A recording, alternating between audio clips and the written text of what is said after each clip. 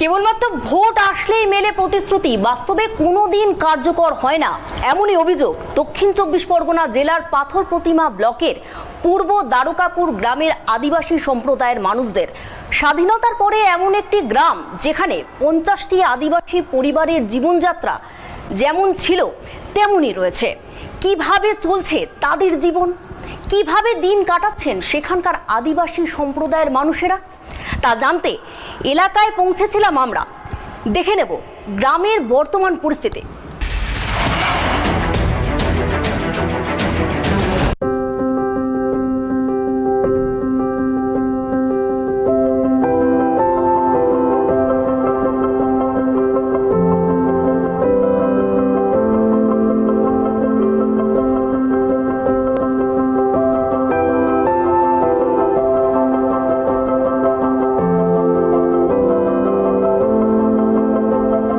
আমি এখন আছি দক্ষিণ 24 পরগনা জেলার পাথর প্রতিমা ব্লকের পূর্ব দ্বারকাপুর এলাকায়।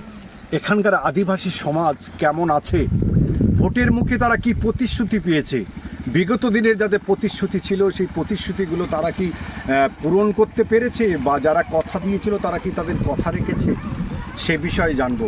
ইতিপূর্বে আমরা বিভিন্ন জায়গায় দেখেছি এই এলাকার যারা মায়েরা রয়েছেন, পুরুষরা রয়েছেন, মাছ ধরছে, কাঁংড়া ধরছে, গাছের ডাল ভাঙছে, কিন্তু শেষ বেলায় ঠিক পড়ন্ত বেলায় সূর্য যখন পাটে বসতে চলেছে ঠিক সেই সময়ে এই এলাকার মহিলা থেকে পুরুষ তারা কিন্তু আনন্দে মেতে উঠেছে।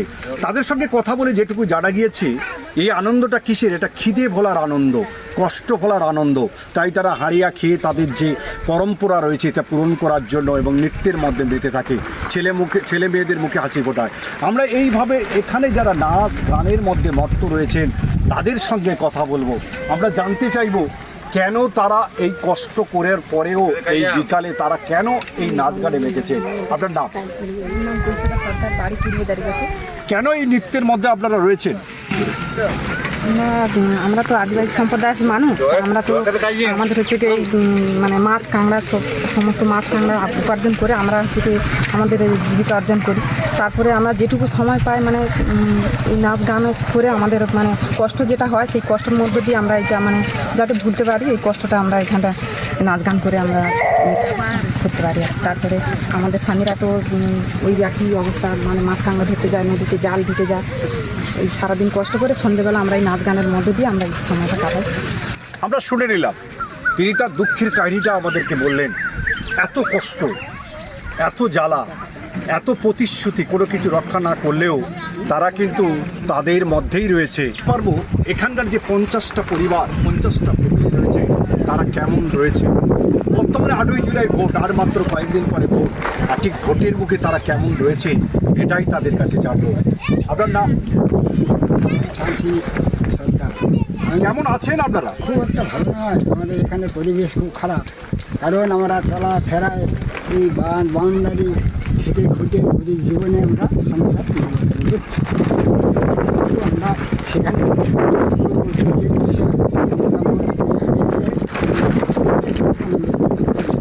ভোটের আগে কি প্রতিশ্রুতি পেয়েছে?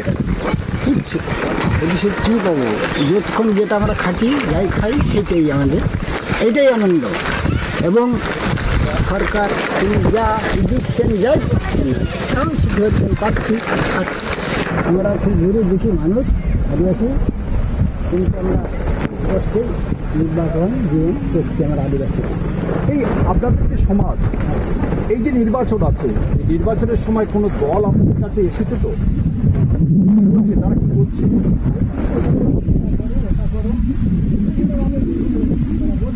ভোট চলে যাবার পর কি তারা মনে রাখতে চলে গেল ওই যাবো। এখানে রাস্তাঘাট, আপনাদের স্কুল কেমন? রাস্তাঘাটের এই যে অবস্থা খুব খারাপ। স্কুল কলেজ আছে, স্কুল আছে, যাই ছেলেমেয়েরা লেখাপড়া শিখতে তারা হয়তো চাকরি করতে, কেউ হয়তো আদিবাসী ছেলে এখানে সেরকম সুপারিশ পাচ্ছি না, আমরা সেরকম সুপারিশ পাচ্ছি না। আমরা শুনলাম ওনার কথা, ওনারা যে আদিবাসী সমাজের মানুষ, সে উন্নত শ্রেণীর মানুষ, তারা কিন্তু কোনোরূপ কোনো সুযোগ সুবিধা পাচ্ছে না। এই এলাকার 50টা ফ্যামিলির মধ্যে 2-1 শিক্ষিত রয়েছে, এমনকি যারা খুব বেশি শিক্ষিত তারা চাকরিও পেয়েছে। তারা কিন্তু এই এলাকায় না থেকে বাইরে বসবাস করছে। কিন্তু এই এলাকার যারা রয়েছে তাদের কি হচ্ছে? তারা কতদিন এই কষ্টের মধ্যে থাকবে? আদিবাসী সমাজ বলে কি তারা অবহেলিত হবে?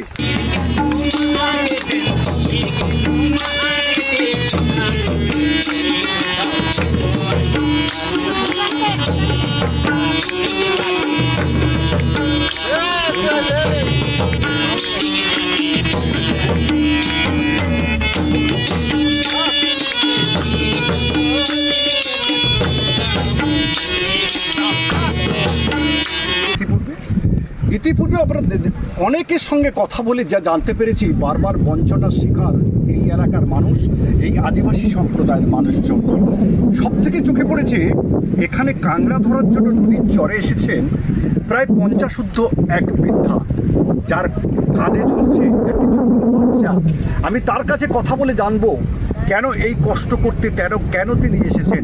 আমরা কথা বলবো ওনার সঙ্গে। আপনার নাম? সরকার কেন এসেছেন এখানে? এই বাচ্চা কাচ্চার জন্য কামড়া ধরার জন্য ওই কামড়া ধরে রান্না করো, বাচ্চাদের খাওয়াই, আমরা খেতে পাই না করি।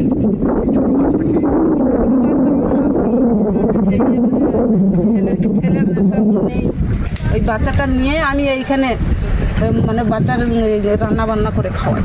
কি সাহায্য পেয়েছেন? কিভাবে? কিচ্ছু পাইনি, আমরা খুব কষ্টে আছি। বলে যে এই দেবো তাই দেবো, কিন্তু কিচ্ছু পাইনি। সারা জীবন কি সারা জীবন ওই শাক সবজি ইয়ে করে নিয়ে বাচ্চা কাচ্চা রান্না করে খাওয়াই। আপনার কাউ কাছে বলেননি যে আমাদের দিন, আমাদের ঘর দিন, এদিন বলেননি? বলি চিন্তা হয়। তাহলে এর মা কোথায় আছে?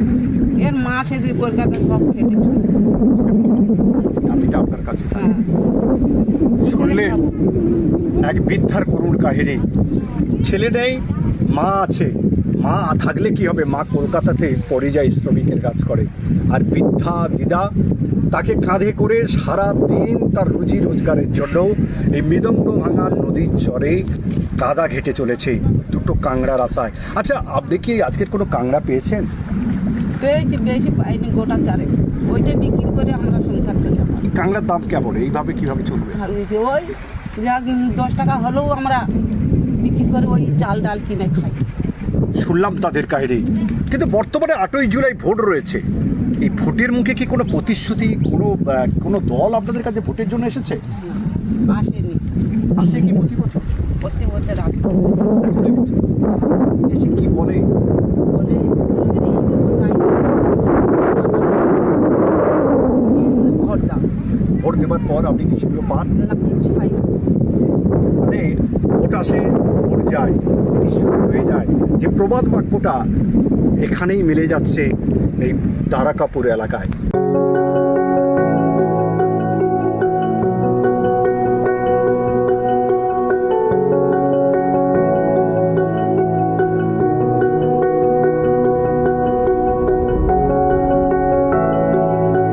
সংলগ্ন নদীর ধারে 2 মহিলাকে পেয়েছি, যারা ইতিমধ্যে জঙ্গলে গাছের কাঠ ভাঙছে, শুকনো কাঠ।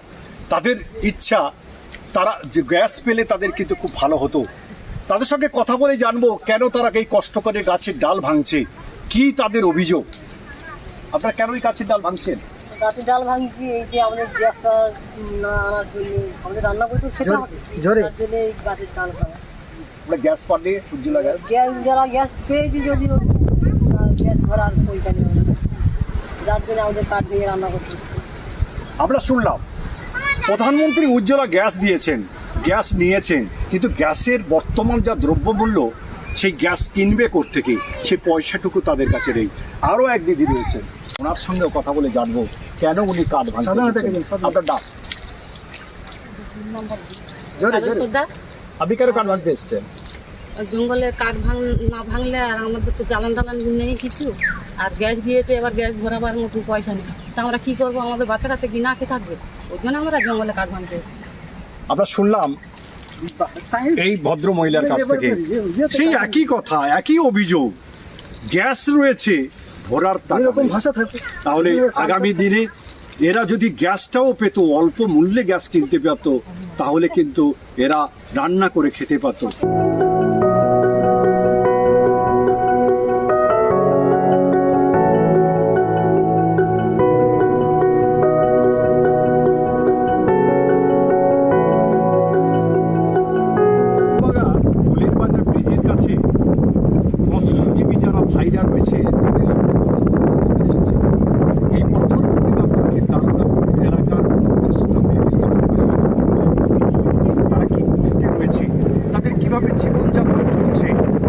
আসে, ভোট যায়, প্রতিশ্রুতি হয়ে যায়, বিভিন্ন দলের নেতারা এসে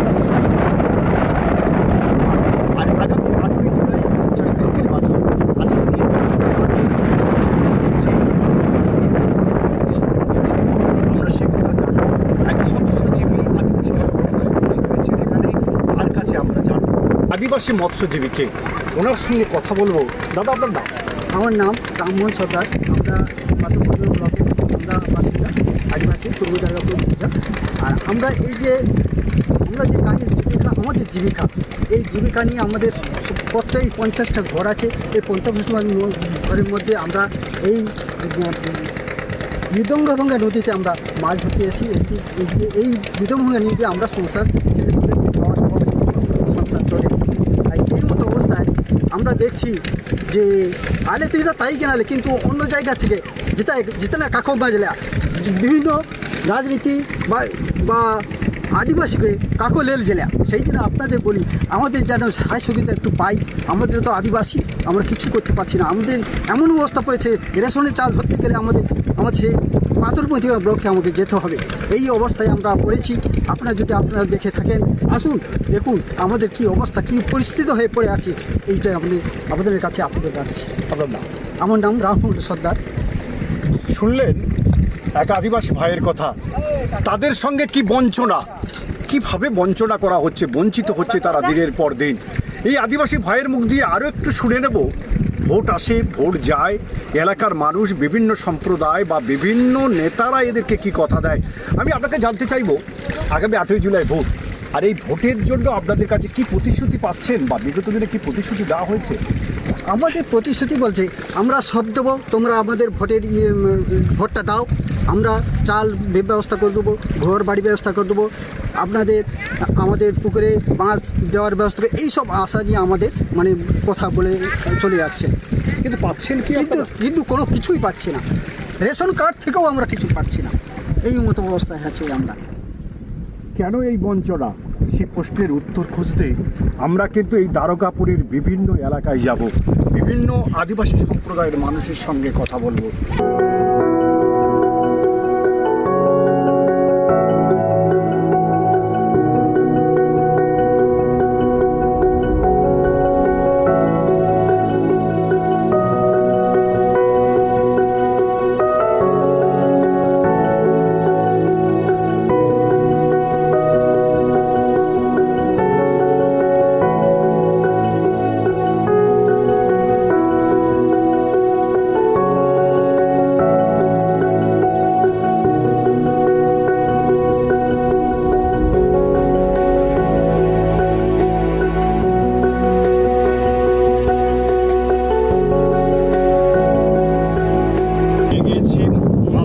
আসা এক মহিলাকে, যিনি এই আদিবাসী সম্প্রদায়ের মহিলা, তিনি কিন্তু পেটের জ্বালা দূর করার জন্য, সংসারের অন্ন তুলে দেওয়ার জন্য তিনিও আর জাল ফেলতে এসেছেন।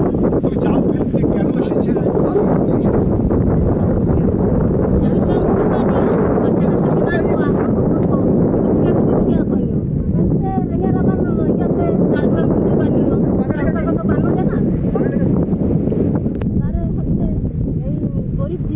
গরিব জীবনে আবার কি করে খাবো, ভাত তো নেই, মাছ তো ছাড়তে পারিনি, কি করবো, সেই জন্য নদীতে জাল ফেলতে এসেছি। সংসারে কি খাবো, তখন খাটবো তো তখন খাচ্ছি। কোনো প্রতিশ্রুতি, কোনো কিছু আসছে আপনাদের কাছে? जितना तो का हो जतो ना, मैं जितना का हो जो कर आले चिकना आई आले, उनते थाले नाम दे खाई काट के लागते चलता। আপনি কি বলতে চাচ্ছেন, যখন ভোট আসছে তখন প্রতিশ্রুতি আসছে? ভোট जो करे तो অনেক কিছু কাজী আগো আলে নিয়া না আলে হেনা না আলে ভোট হবা জানি ইন্তবার যতনা কাকো মানে তার মানে ভোটের আসলে তখন বলবে যে ভোটের এটা দেবো সেটা দেবো, ভোট যখন চলে গেলে তখন আসবে। এই কাঁকড়া বা মাছ ধরে জীবিকা কি আমরা অর্জন হয়ে যায়, সংসার মানুষের খাদ্য দেওয়ার? এরকম সারাদিন উড়মা আলে ইনকাকে নাম কো আলে 3 কিলো 2 কিলো করে কাটবো, আফরিন কেতে ঝাল সংসার চালাওয়া আই কাটবো আফরিন। আমরা শুনলাম এক মধ্যবয়সী মহিলা দুঃখের কাহিনী। ভোটের সময় নানা রকম প্রতিশ্রুতি আসে, যাই বলি না কেন ঘুরে ফিরে কিন্তু সেই ভোটের কথাটা চলে আসছে। ভোট ভোটের সময় অনেক নেতা অনেক দল আসে, নানা রকম প্রতিশ্রুতি দেয়, কিন্তু শেষ পর্যন্ত কেউ প্রতিশ্রুতি রক্ষা করে না। তাই এত বয়সেও সংসার প্রতিপালনের জন্য তিনি তার জাল হাতে করে এই নদীর ধারে এসেছেন। সকালে এসেছেন, সন্ধ্যায় হয়তো বাড়ি ফিরবে, দুপুরে খাওয়া দাওয়া হয় না, দুটো মাছ কিংবা কাঁকড়ার আশায় বিক্রি করে তবেই তার বাড়ির যারা লোকজন রয়েছে, ছোট বাচ্চা রয়েছে, ছেলে রয়েছে, তাদের মুখে দুটো অন্ন তুলে দেবেন। এটাই দ্বারকাপুর এলাকার মানুষের কথা। দক্ষিণ 24 পরগনা জেলার পাথর প্রতিভা ব্লকের দ্বারকাপুর এলাকার যে আদিবাসী সম্প্রদায়ের মানুষ রয়েছে তাদের কাছে এসেছি। আজ তুলে ধরব তাদের জীবন জীবিকা। বর্তমান ভোট যে এসেছে, ভোটের আগে তারা কি প্রতিশ্রুতি পেয়েছে, বিগত ভোটগুলিতে তারা প্রতিশ্রুতি যে পেয়েছিল তা পূরণ হয়েছে কিনা সেটাই এখন জানা। তবে তার আগে আদিবাসীদের জীবন জীবিকা মাছ ধরা, কাঁকড়া ধরা এবং কাছে জঙ্গলের বিভিন্ন কাঠ ভাগে বিক্রয় করা, নৌকাতে করে বিভিন্ন জায়গায় মাছ ধরতে যাওয়া, সেই তাদের সঙ্গে কথা বলে যা জানা গিয়েছে তাদের রুজি রোজগার বলতে একমাত্র মাছ কাঁকড়া ধরে তাদের জীবিকা নির্বাহ করা। বহু প্রতিশ্রুতি তাদের কাছে আছে, কিন্তু প্রতিশ্রুতি রক্ষা করে না। ভোট এলে নানা রকম প্রতিশ্রুতি আছে। সব থেকে দুঃখের বিষয়, তাদের রেশন ধরতে বা রিলিফ ধরতে তাদের আবার আইলা করে ডাল কিছু ধরতে গেলে রামগঙ্গা বিডিও অফিসে কয়েক কিলোমিটার দূরে নদী পাড়িয়ে তবে যেতে হয়। তাহলে দিনের পর দিন কি আদিবাসী সমাজ বঞ্চিত হবে? এটাই কিন্তু এই এলাকার মানুষের প্রশ্ন। তারা কি এইভাবে জীবিকা নির্বাহ করবে সারা জীবন? তাদের ছেলে, তাদের যারা নাতিপুতি রয়েছে, তারাও কি কোনোদিন উন্নতি করতে পারবে না? লেখাপড়া শিখতে তারা কি দূর দূরান্তে যেতে পারবে না, স্কুলে যেতে পারবে না? এটাই কিন্তু তাদের একমাত্র প্রশ্ন। দক্ষিণ 24 পরগনা জেলার পাথর প্রতিভা দ্বারকাপুর থেকে গোপাল সিলের রিপোর্ট, ট্রাইব টিভি।